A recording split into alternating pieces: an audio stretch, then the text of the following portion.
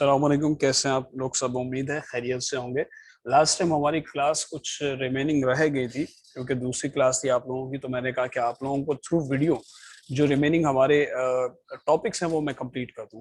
तो इनहिबिशन की हम बात कर रहे थे कि एंजाइम की इनहिबिशन दो तरह से होती है। सबसे पहले इनहिबिशन होता क्या है कि एंजाइम को या तो सबस्ट्रेट से बाइंड नहीं होने देगा कोई कंपाउंड, एक कंपाउंड होगा जिसका नाम है इनहिबिटर। फॉर एग्जांपल ए हमारे पास इनहिबिटर है और बी हमारे पास सबस्ट्रेट है। अब बी जो सबस्ट्रेट है वो बाइंड करेगा किसके साथ? एंजाइम के साथ, मगर ए जो इनहिबिटर है वो बाइंड नहीं करने देगा सबस्ट्रेट को एंजाइम के साथ। समझ आई ये बात कि एंजाइम को जो सबस्ट्रेट के साथ बाइंड नहीं होने दे रहा वो इनहिबिटर है, या तो अगर बाइंड हो जाए तो उसको अपना एक्शन या रिएक्शन या जिसे कह सकते हैं कि रिएक्शन परफॉर्म नहीं करने दे रहा, वो इनहिबिटर है। इनहिबिटर दो तरह के होते हैं, reversible inhibitor and irreversible inhibitor. Irreversible inhibitor means जो कि टोटली बाउंड कर जाए और काफी देर तक, लॉन्ग लास्टिंग आवर्स तक बाउंड रहे और फिर उसके बाद जाके एंजाइम को फ्री करे कि वो सबस्ट्रेट अब बाइंड कर सके उसके साथ। रिवर्सिबल इनहिबिटर क्या होते हैं कि वो एंजाइम की या तो उन्होंने जगह ले ली, एंजाइम के साथ बाइंड हो गए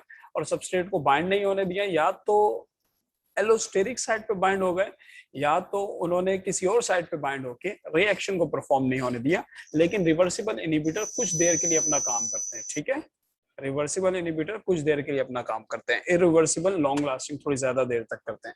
रिवर्सिबल इनहिबिटर की टाइप्स कौन कौन सी होती है? Competitive, uncompetitive, mixed and non competitive. अगर हम बात कर रहे हैं कम्पिटिटिव इनहिबिशन की, कम्पिटिटिव इनहिबिशन में कम्पिटिटिव इनहिबिटर जो है टोटली जाके सबस्ट्रेट की एक्टिव साइट पे बाइंड होता है। कहाँ पे बाइंड होता है? Inhibitor bind at active site, ठीक है। एक्टिव साइट पे बाइंड हो गया और सबस्ट्रेट को बाइंड नहीं होने दिया। लेकिन नॉन कम्पिटिटिव इनहिबिशन की अगर बात करें तो वो बाइंड होता है एलोस्टेरिक साइट पे। एलोस्टेरिक साइट किसी भी एंजाइम की एक्टिव साइट के अलावा एक और साइट होती है जिसे हम कहते हैं एलोस्टेरिक साइट। जैसे कि ये एक्टिव साइट है जहाँ पे सबस्ट्रेट बाइंड हो रहा है और ये एलोस्टेरिक साइट है। एलोस्टेरिक साइट पे जब एंजाइम बाइंड होता है तो वो जब कोई इनहिबिटर बाइंड होता है तो वो एंजाइम में ऐसे कन्फर्मेशनल चेंजेस लाता है कि सबस्ट्रेट उस जगह पे आके बाइंड नहीं हो सकता, ठीक है। आप देख सकते हैं कि सबस्ट्रेट आया एक्टिव साइट पे बाइंड होने, लेकिन स्टिल कुछ कन्फर्मेशनल चेंजेस आ गए जिसकी वजह से जो सबस्ट्रेट है वो बाइंड नहीं हो सका थ्रू एक्टिव साइट। तो ये कौन सा इनहिबिटर है? नॉन कम्पिटिटिव इनहिबिटर है। अब अनकम्पिटिटिव इनहिबिटर में क्या है? अनकम्पिटिटिव इनहिबिटर को सबस्ट्रेट को उसकी जगह पे बाइंड होने देता है, लेकिन ना सिर्फ जैसे यहाँ पे इनहिबिटर कम्पिटिटिव में एक्टिव साइट पे बाइंड हुआ, नॉन कम्पिटिटिव में एलोस्टेरिक साइट पे बाइंड हुआ, लेकिन अनकम्पिटिटिव इनहिबिटर जो है वो एक अलग साइट पे बाइंड होते हैं जो सबस्ट्रेट के एक्टिव साइट के साथ ही होती है।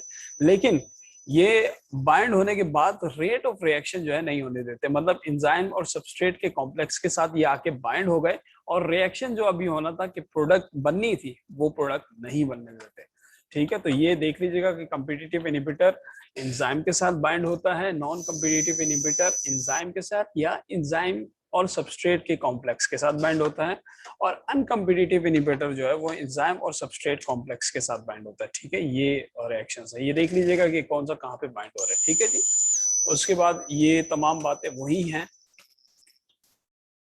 इरिवर्सिबल इनहिबिटर इस तरह से बाइंड हो रहा था कि ये सुसाइड इनहिबिटर भी कहलाता है, इरिवर्सिबल इनहिबिटर, क्योंकि ये काफी देर तक बाइंड रहता है और किसी दूसरे को बाइंड नहीं होने देता और एंजाइम को भी अक्सर ये क्या कर देता है? डिस्ट्रॉय कर देता है, इसलिए इसको सुसाइड इनहिबिटर कहते हैं, ठीक है जी। ये पढ़ लीजिएगा, फिर बताइएगा मुझे अगर कोई इशू हो। एक्टिवेटर्स या एक्टिवेशन की अगर बात की जाए तो एंजाइम जिन चीजों से एक्टिवेट होते हैं उन्हें हम एक्टिवेटर्स कहते हैं, ठीक है। अच्छा, एंजाइम किन किन चीजों से एक्टिवेट होते हैं? जैसे कि हमारे पास कोफैक्टर्स कहलाते हैं या डिफरेंट चीजें होती हैं। अच्छा, ये एक तस्वीर आप लोग देखिएगा एंजाइम के एक्टिवेटर्स में, आप लोगों को क्लियर होगी। एंजाइम की एलोस्टेरिक साइट्स हमने डिस्कस की थी कि एलोस्टेरिक साइट्स वो साइट होती है जो एक्टिव साइट के अलावा होती है। तो एलोस्टेरिक साइट पे पॉजिटिव एलोस्टेरिक साइट्स भी होती हैं और नेगेटिव, मतलब एलोस्टेरिक साइट्स दो तरह से होती है, एक पॉजिटिव एलोस्टेरिक साइट और दूसरी नेगेटिव एलोस्टेरिक साइट।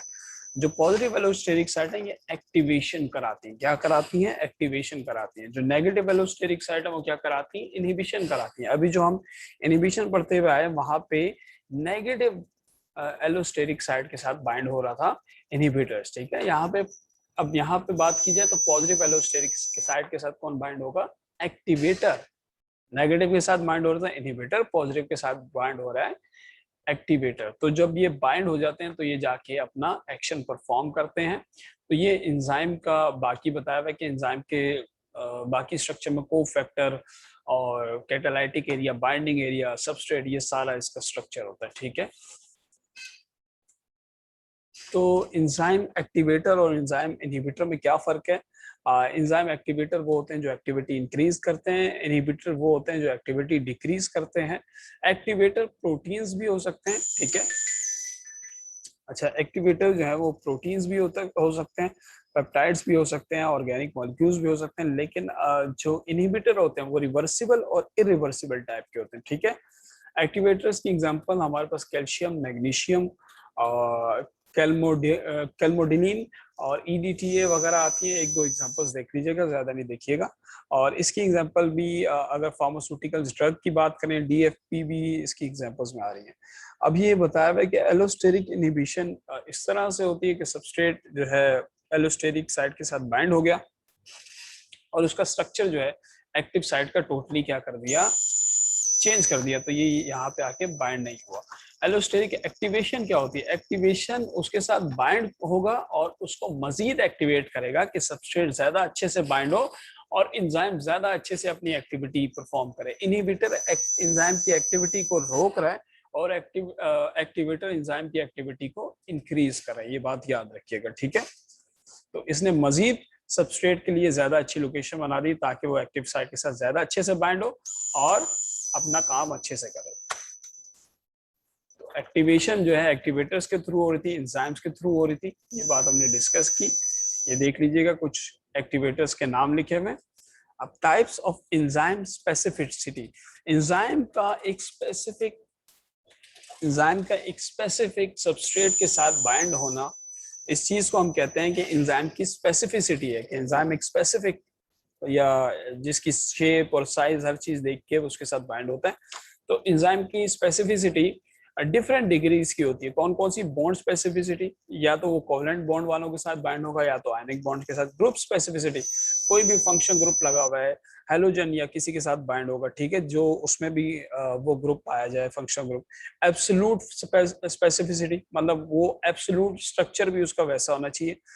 ऑप्टिकल या स्टीरो, ऑप्टिकल्स मीन जो उसका ऑप्टिकल स्ट्रक्चर है, ये दोनों स्ट्रक्चर्स की बात है, ठीक है।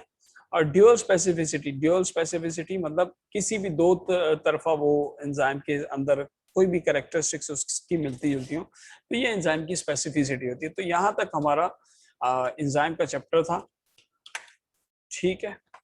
ये मैं अपलोड कर देता हूँ आप लोगों के लिए।